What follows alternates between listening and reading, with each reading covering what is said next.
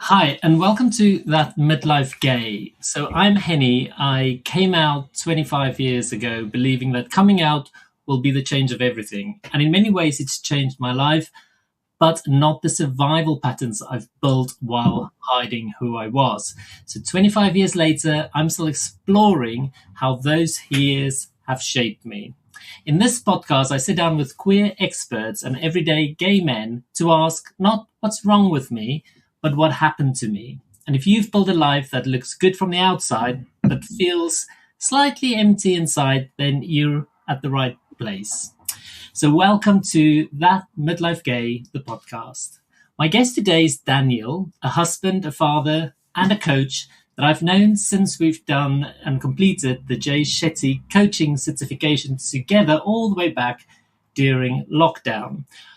What I've always admired about Daniel is his intentional approach to fatherhood. He stepped away from his full-time career to be a full-time father because he believed those early years really mattered. And today he's joining me to explore what it really means to create a home where children feel safe, seen, and free to become who they are. So welcome, Daniel. Thank you for joining me today. We've known each other for quite a while, and we've had lots of chats, and we've been on a similar journey in many ways, but we come from very different backgrounds. Mm-hmm. And like I've said in the intro, I've always admired your approach to fatherhood and how intentional you've been. So I'm just going to dive straight into it and ask you the first question. So when you became a father, what kind of home did you want to create for your children? What was your intention there? Well, my wife and I actually sat down and kind of talked about it. We're parents now. What do we want?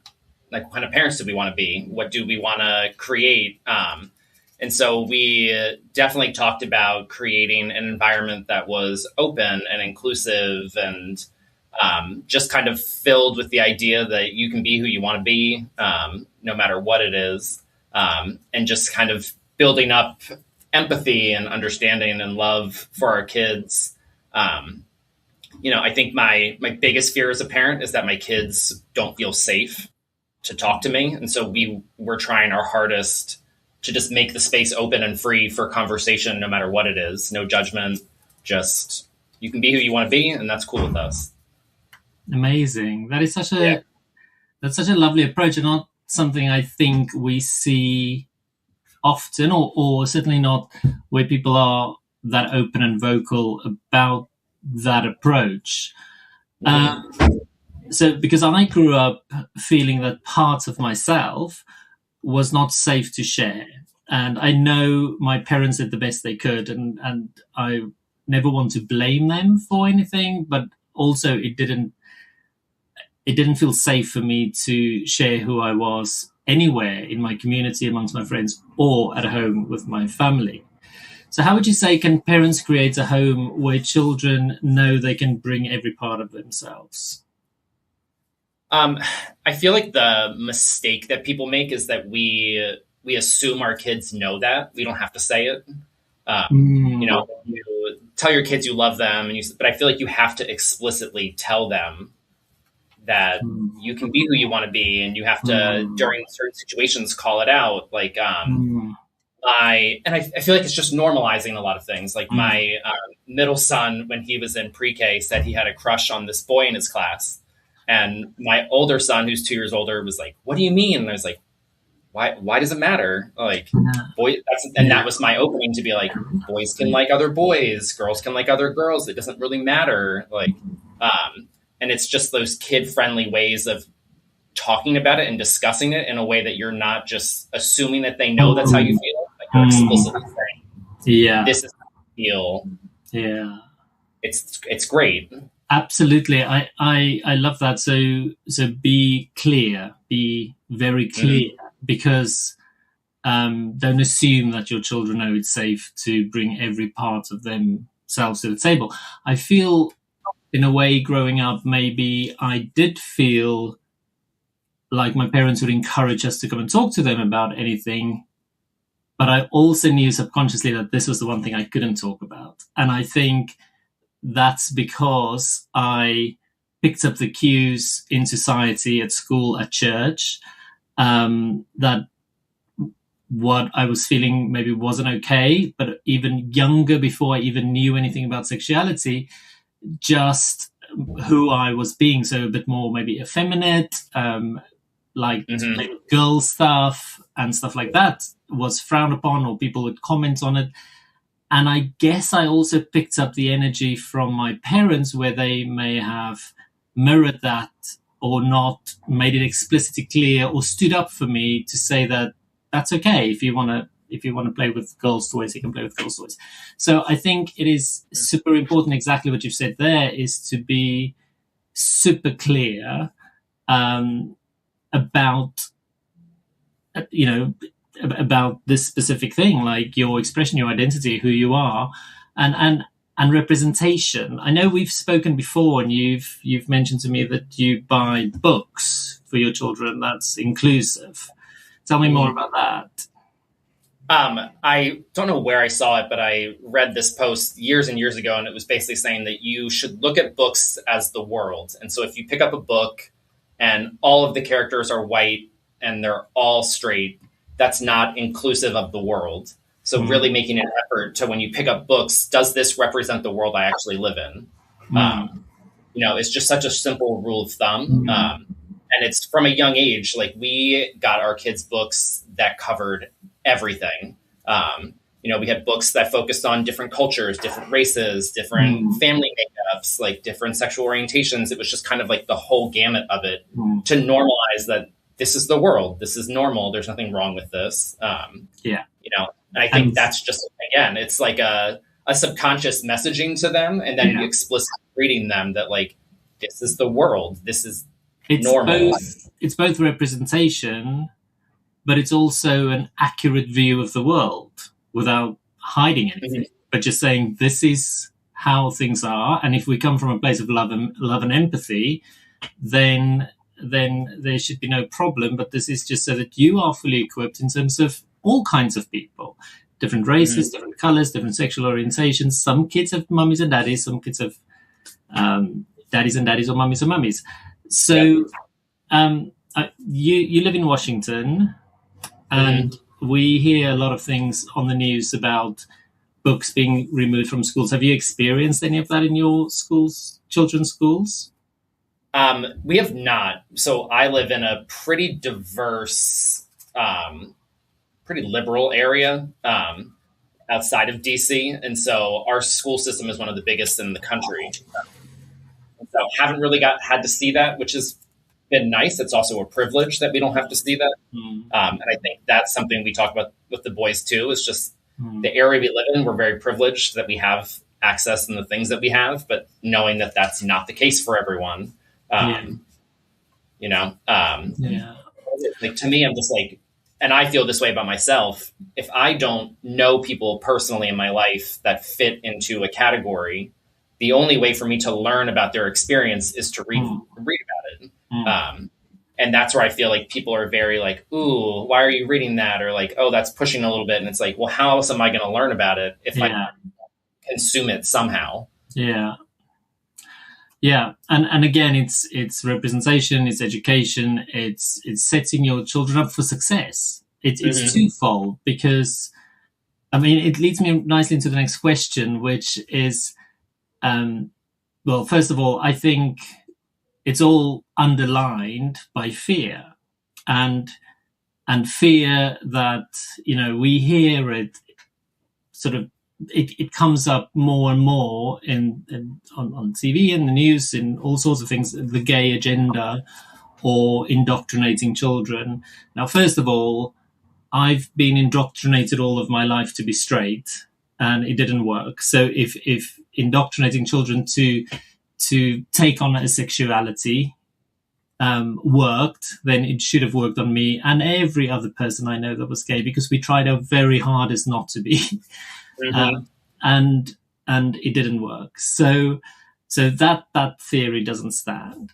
And then basically my question to you is, do you think that most parents, and I don't want to generalize here, but just based on all of the assumptions that's out there, that most parents unconsciously, because I do believe that most parents have the best intentions for their children, but that they unconsciously assume that their children will be straight and therefore in danger of being turned gay by all of these books and these people talking and pride events and all of those things. And was that ever something that you caught yourself doing off guard? Or did you always hold space for the fact that maybe a possibility exists that one of your children might be queer? Well, I feel like it's one of those things where I'm like, I think it comes from fear. Like you obviously want your kid's life to be a good life and like be happy and easy. And so I feel like that's where the fear element of it comes in. But for me, I'm like, I think if we teach our kids to be surrounded by people who support them for who they are, you can create that environment and kind of teach them that that's the kind of people they look for. You know, I've always heard that like when you raise young girls, that the person they look to for like a partner is a replica of their dad. Like that's, but I feel like it should be your parents. Like your parents are the first people to show you how to love, you know, and what that means. And like I'm like the light in here, being and showing them that like, this is what it means to love someone. Like conditions, I think are hard because I think everyone has some level of like conditional love. So really forcing yourself to not do it. You know, I found myself in little ways, like when the boys were younger and they wanted to grab like a certain toy that I was like, oh, that's a girl toy. And then I have to stop myself and be like, what does that mean? Yeah. You know, and challenging myself to be like, what does that actually mean? Yeah. You know, my youngest right now loves pink. It's his favorite color. You know, like everything he wants is pink. And I'm like, that's cool. Like, you know, but like teaching myself that like, that's okay. But I think subconsciously it's like like. So what I hear you saying is it's all about the awareness, having the awareness and being willing as a parent to take the lead and to educate yourself and to be open, because your children are looking to you for an example. If you can show love and empathy, I don't believe any children are born bullies. I think they are taught to be bullies. I think they are taught to fear things that are different, and they get it from their parents. So I fully hear and feel what you were saying there about taking that lead. The interesting thing you've also picked up on there is that as a parent, you want the best for your children. And so I get that. And it's something that I've sat with for a long time, understanding when I was growing up in the 80s, it was not long before that it was still illegal and punishable by a prison sentence in South Africa to be gay. It was also the beginning of the AIDS pandemic worldwide. And so I can really empathize with my parents, having seen that and all the fear mongering. And so if you have a child who you love very much, you want them to be safe and healthy. And I can understand how that is not the life they would have chosen for you. The irony is, and this is lived experience, is by not allowing or not providing a safe environment for your child to be open, to explore their sexuality in a safe way, to receive education, guidance, support along the way, in the same way that their straight counterparts might receive, you are unfortunately putting them in danger, because many of my experiences, I have put myself in danger because there was no other way for me to meet people, to explore. My first gay bar I went to was in the middle of Johannesburg on my own. I didn't know what I was doing. And I have found myself in some really dodgy situations. And and if you provide a safe environment for your children where they can speak about it, where they can seek, guidance or assistance, or even speak to their friends. But I'd like to think it's different these days, and I think quite often I hear, oh, it's easy now for children to come out, and it's not.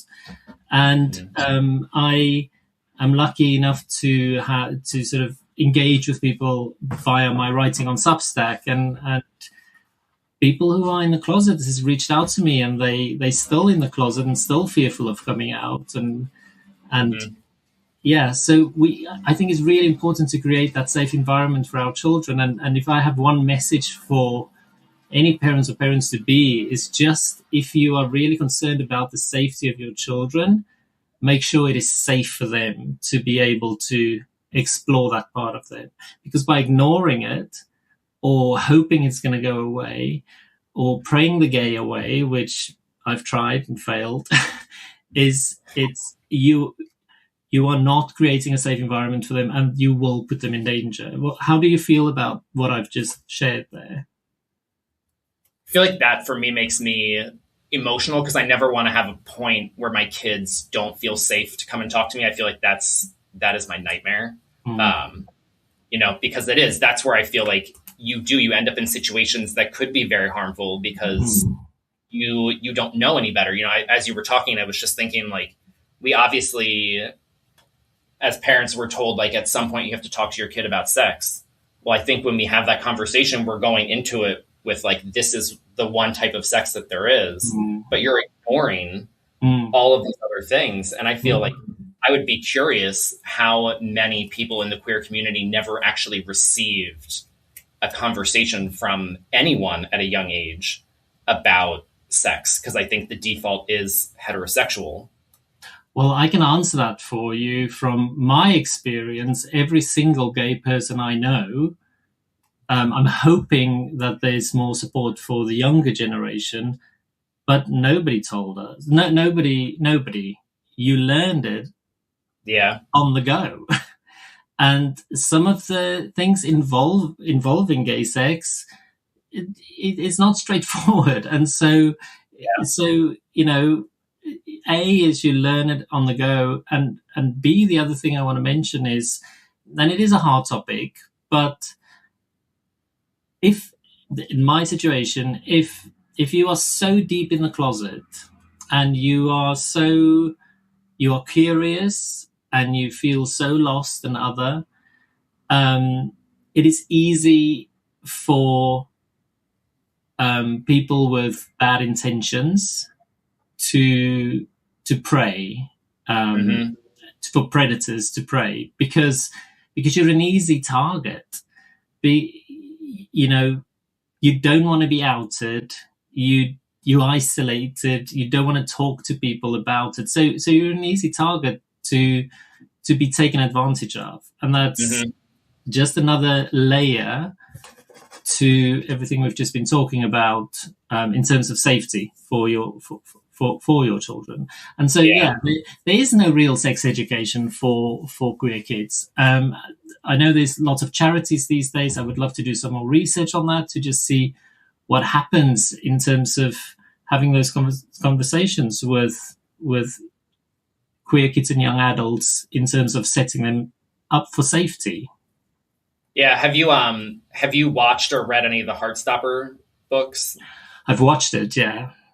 Yeah. Cause that's, I just watched the movie, which I loved, but I was like, this would have been such a good opportunity to kind of touch on that topic. Yeah. I feel like gloss over it.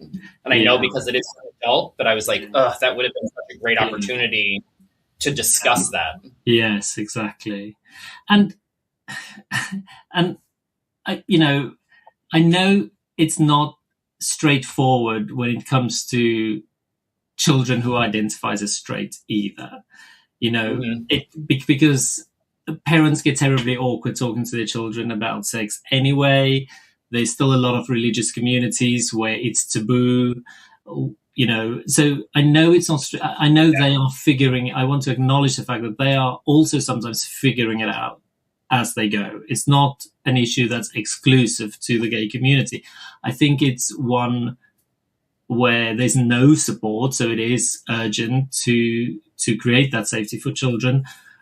But it also exists in the straight community. So I think it's important overall to have these conversations with children. And I think in Scandinavian countries, people are way more open about sex, and not surprising, their teenage pregnancies are lower, and and kids are just better equipped in how to handle that, which is just something that's going to happen. It is, and it's one of those things where I'm like, it's such a natural thing. I just feel like there's so many conversations as parents that you will struggle through. And again, I want my kids to know that, like, I'm open to learning, I'm open to conversation and getting better, and I try to lead by example with that. Yeah. And that we're gonna make it through this conversation together. Yeah. It's not going to be perfect. I'm not perfect. Yeah. But that we need to be able to talk to each other and have open dialogue. And that's important, because I think what you touch on there is really important, because it is the responsibility of the parent, and you have to muddle your way through it, and you have to be the leader. Because something I've reflected on a lot is, so for example, after I came out, my family they heard me, they acknowledged it, and then we never spoke about it for years. And 3 years after I first came out, I basically had to sit my parents down and say, just want to touch base and let you know nothing's changed. I told you this 3 years ago, it's still the case. And they were very supportive, and they didn't know what to say, and they didn't know how to bring it up, and they didn't know how to approach it. And I can acknowledge that. And I was an adult then as well. So again, it's not to blame or shame them, but it is important to have these conversations through my lived experience to reflect that back, and to have these conversations, because growing up, I always felt the need to make sure everybody's comfortable. And so I would never go home and tell my family I'm being bullied at school, or that I'm struggling, because I wanted to protect them, and I didn't want them to think less of me. I didn't want them to like me less. But again, that was not my responsibility as a child to protect them. And so these conversations, no matter how awkward or difficult it is to have it would have meant so much to me if after I came out, somebody checked in with me and said, how are you coping? Are you managing okay? This is a massive life transition for you. Do you have anybody to talk to? That would have meant the world to me. And so I just feel like it's important to labor that point, and for parents to really understand that it doesn't matter if it's awkward for you. These conversations are important, and reassuring your child and letting them know it is safe to talk to you about anything, and especially, again, we talked about this earlier, but you may say to them, you can come to me with anything. But if they get cues from the outside world that this one thing, who they are starting to believe is fundamentally wrong because of what they hear politicians say, because of what they hear the church is saying, what they hear their peers are saying, they are going to already develop that shame.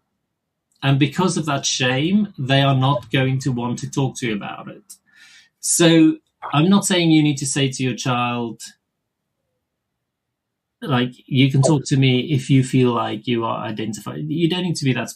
You just need to make it very clear to name the different things that they can come and talk to you about. It is your responsibility to figure out how you're going to create that safe space for them, so that they know that one thing they can bring to you, because I didn't. And I do feel like I could have talked to my parents about, like, career choices or anything else, but about my sexuality or the fact that I was bullied for being different, I would never have dreamt of bringing it home because I took that responsibility on myself. Which like breaks my heart. I feel like that's so lonely. Like, yeah, you know, and it is. It's on the parents for not what you said, like not creating a safe space. You know, it's we have a pride flag out in our front yard year round, and I've told the boys multiple times that doing stuff like that is not for me. It's for other people to see that this is a safe space. You know, when I have like a T-shirt that I have that says human and the rainbow flag, and like I have a sweatshirt that I wear that says like February is still Black History Month. Like those things aren't for me. It's for other people to know that like this is a safe space. Like I see you, you know. So that's for me. Like even with the boys, it's to show them that like these things are not about me. It's about other people knowing that they can come to me. Yeah. You know, just you saying that has actually made me so emotional right now because it means so much, you know, to know, you know, there are real allies out there. I think, especially Pride Month just being gone, and I feel I've been so bombarded by negativity online, and all you need to do is to read the comment sections, and then you realize, and this year specifically, it felt to me, I have read a lot of stuff online, I have seen a lot of hate and negativity, and this year specifically, it felt to me the feeling of we live among them and you wouldn't know. I started looking at my neighbors and go, do they feel the same? Do they think the same? Because all these random people just spew all of this hate online. And I had a conversation with a friend who I know for many years. We are not close. We kind of fell out of touch a little bit, but we recently sort of hung out together. And lo and behold, the conversation turned to pride and various other topics surrounding it. And it was such a difficult conversation because they, who I thought was an ally, was actually, she still called herself an ally, but some of their views were just painful to listen to and to discuss. And then you realize, oh my God, you know, are there real allies out there? So what you've just shared there, I've always known you, I know you, and I've always known how you advocate for not just gay rights, but Black Lives Matter and everybody else. But just listening to you sort of talking about that has honestly made me very emotional. So thank you very much from the bottom of my heart. That is such a lovely thing. It's so funny because I feel like that should be the bare minimum. Like, you know, and that's I think where I get the most frustrated. Is it's just like it comes down to an empathy thing. Like, you know, and that's I think the biggest issue right now with politics and everything is just such a lack of empathy. Yeah. I think that's nailing it on the head. Is empathy and love. Is I always remind myself that it's love. And I grew up in a Pentecostal church, and I haven't identified with that world for many, many years, and I'm very happy within myself and my own beliefs right now. But I do know enough of the Bible because I was growing up a lot in church and Bible study and all of those things. And the thing that always reminds me is love. Everything comes back to love. And if I hear all of these things, politicians and everybody else, it's all fear and hate. It doesn't come from a place of love. It doesn't come from a place of empathy. And I just feel if we could just get back to that, then we'll be good. Did you watch the halftime show at the World Cup final yesterday? Of Madonna? Yeah, like the whole thing. Like, I have not, but I've seen on my socials Madonna did the half time so show. it was like it was her and BTS, but like as the show went on, I don't know why, but I was getting increasingly more emotional, and I couldn't figure out what was happening. And then like at the end, they had all of these kids from around the world singing different parts, and it was like Mhm. it was just beautiful. And like I started crying. I looked over at my wife, and I was like, "Why am I crying right now?" And I like had to process it for a while. And it was like I think the whole message was just love and hope. And I was like, I think this is the part that made me emotional was that like Mm. why can't the world just be like this? Mm. You know, like And when it's you, so like to love people and to be hopeful is yeah, should be easy. It yeah, should be easier than hate. I just don't want like. So I was like, oh my gosh, like what if the world was just like this? Like, yeah, exactly. And we need more of those messages. And huh. I'm going to Trans Pride this coming Saturday, and it's something that I feel deeply passionate about. But part of my story is that when I came out at 25, I was so desperate to just be loved and accepted, and my small town young brain that was so conditioned and so adapt to hiding myself that when I finally came out, the only thing I still wanted was to be loved or accepted. So anything, I distanced myself from anything that in the gay community specifically that was deemed weird or other, i.e., trans people or drag queens or um, too effeminative, too over sexualized or whatever, but because I just didn't want to be rejected by my family and my friends. I still wanted to pass as this clean cut, nice boy. Mm-hmm. And that is part of gay shame. If I am good enough, if I just do a good enough job, if I do all of the activities and I work really hard at school and I do all my chores and I show up as this really nice boy who is polite and friendly and do well at school and have a good career, then maybe they will love me. Then maybe they will let me in. But I'm not proud of the fact, that but I'm so happy that I came full circle and I did a post today on Substack where I just talked about that and said, right now at my table there's a seat for every member of my community and I will stand up for each and every one of them. And I feel even within the gay community, sadly, the trans people aren't supported in the same way. So I will do my bit for them as part of the community, but also similar to how you have talked about having your pride flag all year round. It's not about me. It's about a message of support for them Mm-hmm. and to be there for them. And we just have to all show up with love and empathy. Yeah. Yeah. So Yeah. one last question, Daniel.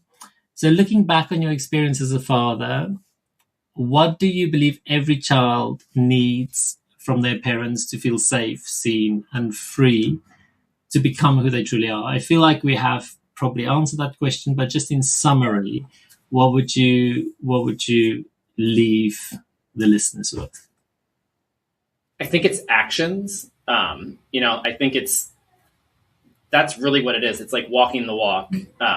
It's easy to say things, but it's harder to show them. And so routinely showing your kids that it's okay to like to do whatever it is that you like, and like constantly fighting back when people tell them it's not. And I think that's where it's the actions that matter. Your kids need to see that you aren't just going to lay down and just take it, that you're going to speak to it. And it's constant effort. And that's just where, I think I've realized over the last few years that at some point my kids are not going to live with me anymore. My goal is to create a human being that can go out into the world and exist. I almost just said I wanted them to be happy, but I also know that's unrealistic. You're not going to be happy all the time.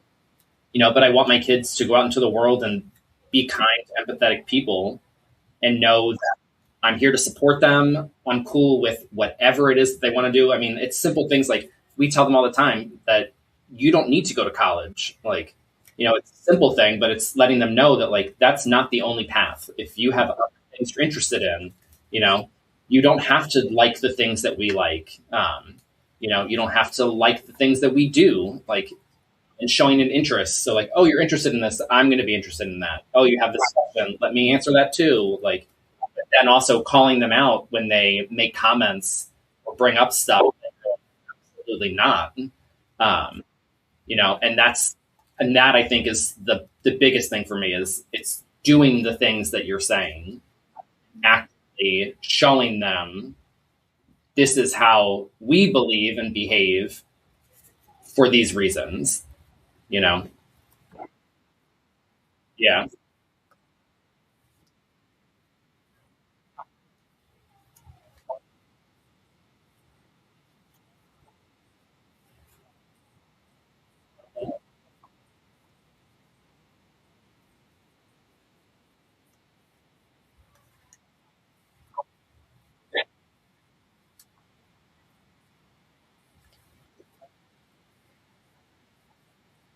Hmm.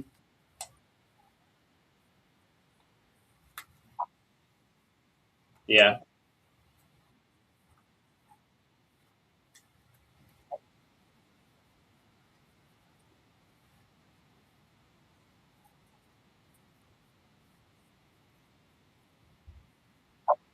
Yeah. It's asking yourself why.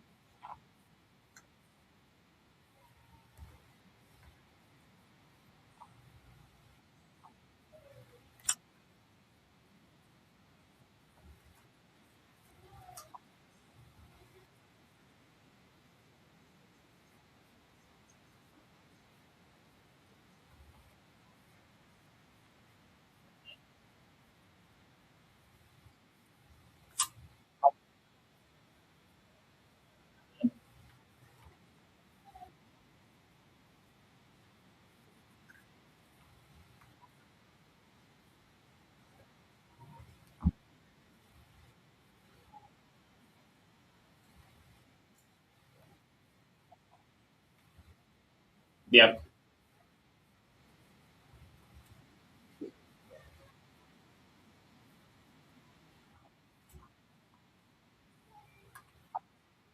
Yeah.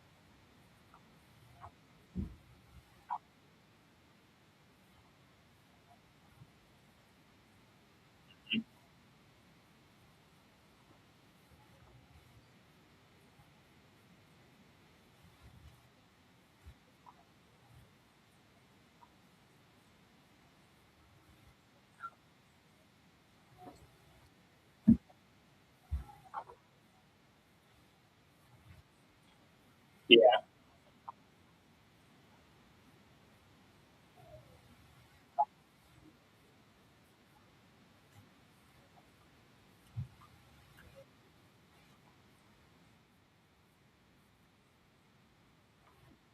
Yeah.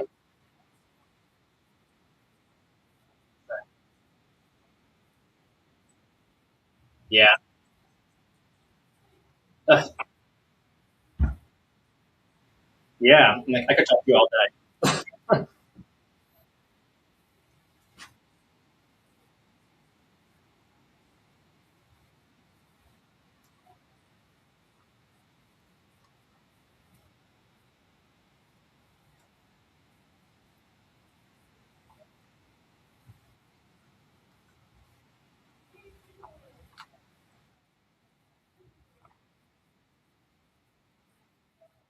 Oh, I love you too. I'm like, it was cool that we got to meet in person a few years ago. We'll have to do it again. I'm like, yes, oh, be awesome. Yeah, definitely.